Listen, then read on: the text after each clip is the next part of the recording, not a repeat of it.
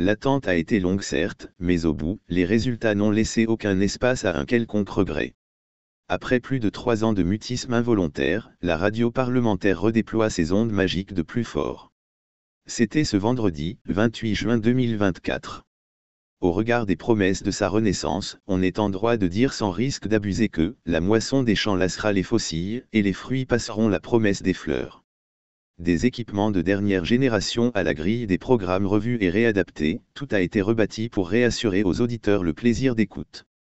Sans parler du personnel qui retourne au studio professionnellement aguerri grâce au renforcement de capacités continues.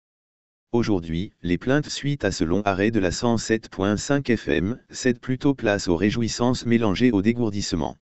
Faut-il rappeler qu'à sa création un 3 mai 2016, ce médium visait à servir primordialement d'échangeur entre les mandatés et le peuple de Guinée. Aucune raison de déroger à cette règle. Pendant cette transition, la radio du peuple entend pleinement assumer son rôle sous les auspices du Conseil national de la transition. Toutefois, il faut le reconnaître en gras, qu'il a fallu la volonté d'un homme, inspiré par sa détermination à accomplir sa mission, pour que la voix du parlementaire gringote comme un rossignol.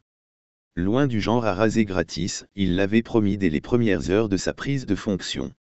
C'est pourquoi, Dr Dansa Kourouma, puis que c'est de lui qu'il s'agit, président du CNT n'a lésiné ni sur les moyens ni sur le dos de soi, pour rétablir ce canal direct entre son institution et le peuple de Guinée.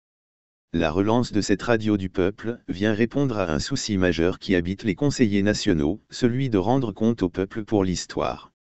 Il y a aussi celui qui les préoccupe, c'est la perception, le jugement et les vœux du peuple. En un mot comme en 1000 mots, le retour des actes qu'il pose. En plus de la multitude d'outils de communication déjà existants, auxquels la radio se greffe désormais, les conseillers sauront grâce aux interactions radiophoniques, s'il faut être linéaire ou bifurqué à droite ou à gauche. En contrepartie, le peuple a également, à son tour une tribune distincte du tribunal, pour extérioriser ses sentiments, exprimer ses opinions, interpeller, et pourquoi pas orienter les débats. Car, cette radio renaît à un moment où l'une des missions du CNT est l'élaboration de la nouvelle constitution. Or, la démarche empruntée par l'organe législatif jusqu'ici, est participative et inclusive. Quel meilleur espace que la radio pour vulgariser cette nouvelle constitution, le moment venu.